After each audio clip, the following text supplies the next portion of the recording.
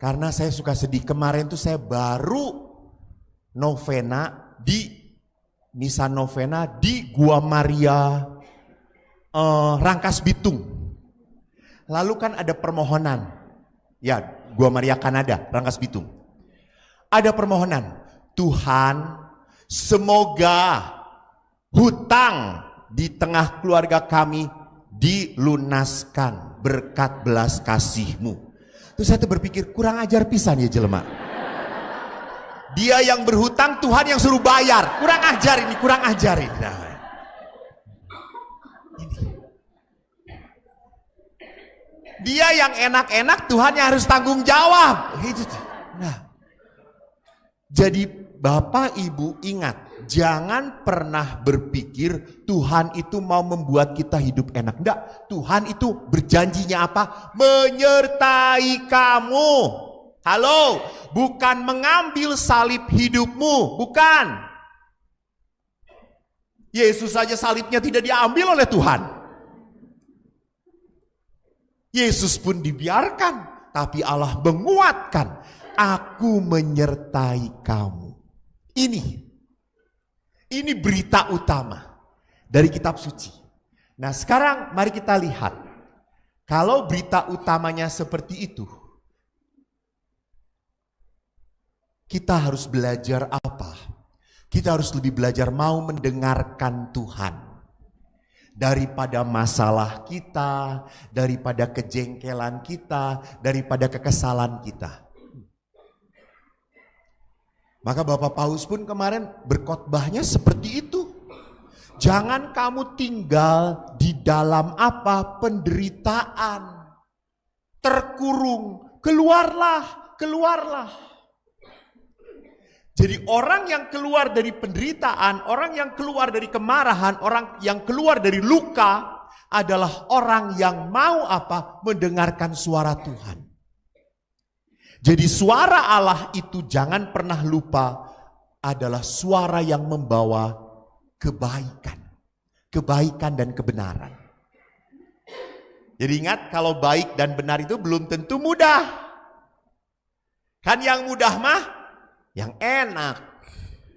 Yang enak itu mudah. Lihat, kalau orang untuk jadi baik sulit sekali. Betul atau tidak? Tapi kalau dari baik jadi jahat, gampang banget. Gampang banget, gampang. Cobain aja Anda duduk misa di dekat orang yang baik, kusyuk berdoa. Pengaruhi dia, kentut di depan dia. Pasti dia anjing, cek goblok. Pasti dia keluar aslinya. Jadi gampang membuat orang baik jadi jahat mah gitu ya. Gampang. Gitu. Coba membuat orang jahat jadi baik. Coba. Susah. Anda dengan tetangga Anda kolekte. Saya mau buat dia bertobat. Saya kasih nih 50.000. Pasti dia tetap goceng. 50.000 gaya. Susah untuk membuat orang jadi baik. Butuh waktu, butuh perjuangan, gak gampang. Maka Santo Hieronymus pernah berkata, tidak mau mengenal kitab suci berarti tidak mau mengenal Kristus. Boleh saya perpanjang, tidak mau mengenal kitab suci berarti Anda tidak mau tahu tentang Tuhan. Anda sering berdoa, saya yakin orang Martinus ini berdoa terus. Betul? Karena banyak masalah.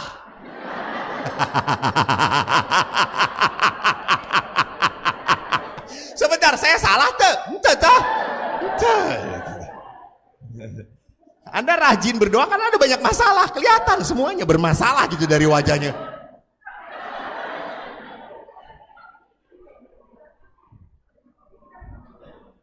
Tapi Bapak Ibu lihat, apakah doa itu cukup? Enggak. Bagaimana saya tahu bahwa doa saya dijawab atau tidak? Tidak mungkin Tuhan datang pada Anda dan berkata, engke nya tong poho. Moha. Allah berbicara lewat apa? Kitab suci. Ini.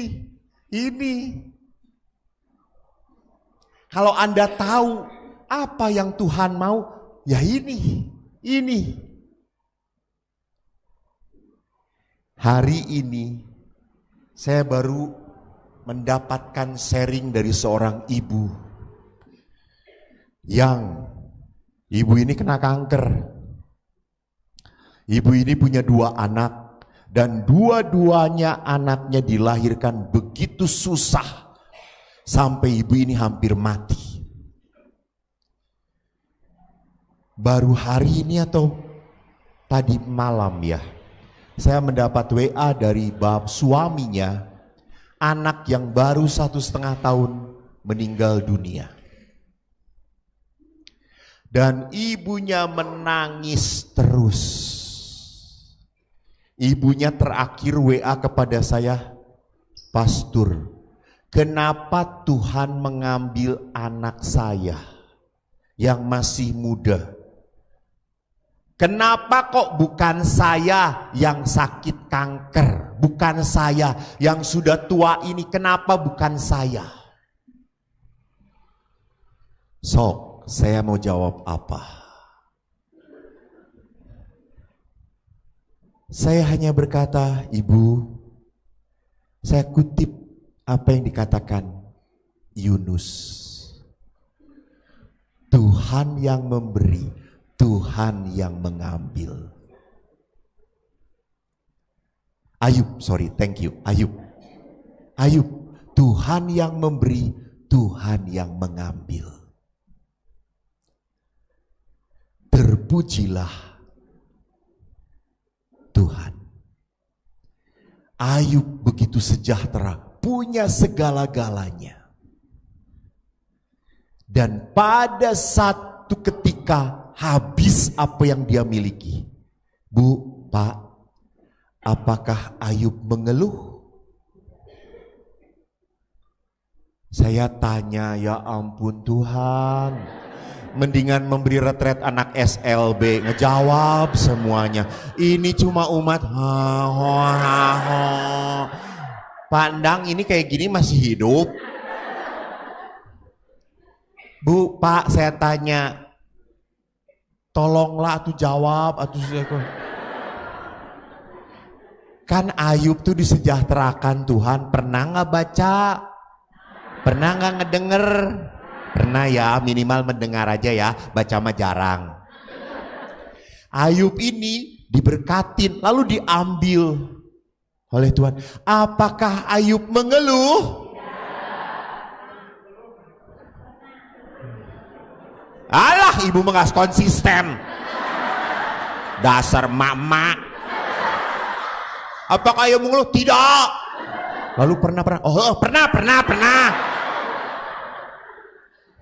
Ih. Amun istri gue udah gue cekek, udah.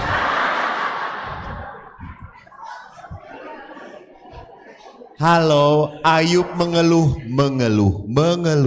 Tetapi Ayub tidak menyalahkan Tuhan. Itu yang dipuji Tuhan. Ayub mengeluh. Tetapi Ayub tidak menyalahkan Tuhan. Karena sering kali kalau kita menderita, kita selalu bertanya, apa salah saya? Betul atau tidak? Apa salah saya Tuhan? Saya udah baik, saya ke gereja, saya pelayanan. Kok saya harus dapat seperti ini? Tuh yang jarang ke gereja aja tuh. Anu ka gereja ngarokok heula, tuh eta tah. Gitu.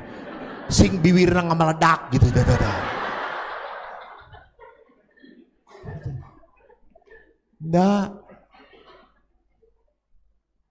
Tidak menyalahkan Tuhan. Jadi manusia mengeluh, kecewa, boleh. Kalau ada orang, Romo boleh nggak? Kalau saya mengeluh kepada Tuhan, Tuhan saya capek Tuhan, saya sedih. Saya punya suami tapi tidak pernah mau mendengarkan saya. Dia sendirian, dia asik dengan dirinya sendiri, saya ditinggalkan. Saya harus ngurus ini itu Tuhan, saya capek Tuhan. Boleh. Asal jangan Tuhan ambil hidup saya. Nah itu orang sudah tidak punya iman. Nah, kita teruskan. Hieronymus berkata, tidak mengenal kitab suci, tidak mengenal Kristus atau Allah. Lalu kitab suci, wahyu Tuhan, itu apa sih isinya? Pertama, wahyu Allah adalah tempat untuk menyingkapkan siapa pribadi Allah. Maka dikatakan di dalam kitab suci, akulah Yahweh, akulah Tuhan Allahmu. Aku ini maha pengasih, aku ini maha rahim, aku ini maha pengampun. Ini kata-kata Tuhan. Sedangkan dalam Injil, Tuhan yang maha pengampun, Tuhan yang maha pengasih, itu ditunjukkan oleh apa? Tindakan Yesus. Yesus yang mengampuni, Yesus yang dijamah oleh wanita yang 12 tahun pendarahan, padahal wanita itu najis, dan Yesus menyalurkan penyembuhan pada wanita itu. Bagaimana Yesus menangis pada saat dia melihat sahabatnya meninggal dunia, Lazarus. Bagaimana Yesus berkata kepada Sakius, Sakius segeralah turun, hari ini aku harus menumpang di rumahmu. Padahal dia kepala pemungut cukai, padahal orang menjauhi Sakius, tapi Yesus justru menyapa. Bagaimana Yesus berhadapan dengan wanita pezina. Menurut hukum Yahudi, wanita ketahuan berzina harus dilempari sampai mati. Sampai mati. Dan Yesus berkata, lempar batu pertama siapa yang tidak berdosa. Dan tidak ada yang melempar. Dan Yesus pun berkata, pergilah dan jangan berbuat dosa lagi. Ini tindakan Tuhan. Ini loh, Tuhan tuh kayak gini loh. Jadi kalau Yesus memperlihatkan Tuhan, mengajarkan tentang Tuhan, kita makin mengerti kalau kita baca. Maka orang asing dengan cinta Tuhan, orang tidak merasakan diberkati Tuhan. Kenapa? Karena jarang baca kitab suci. Nggak ngerti apa yang Tuhan tunjukkan dalam hidup saya. Dan yang kedua, apa? Perintah-perintah Tuhan ada di situ. Lihat khotbah di bukit. Dalam Injil dikatakan, Injil Markus dikatakan, Markus 5 dan 6, janganlah kamu muram mukamu kalau berpuasa. Janganlah kamu berdoa panjang-panjang supaya dilihat orang. Janganlah khawatir. Lihat burung di udara pun dipelihara oleh Tuhan. Ya. Janganlah kamu memberi supaya tangan kananmu sehingga tangan kirimu tahu. Semua lihat. Ini perintah-perintah Tuhan. Jadi lihat, kitab suci itu jelas adalah apa? Penyingkapan pribadi Allah. Allah itu mau menunjukkan, nih saya tuh seperti ini loh.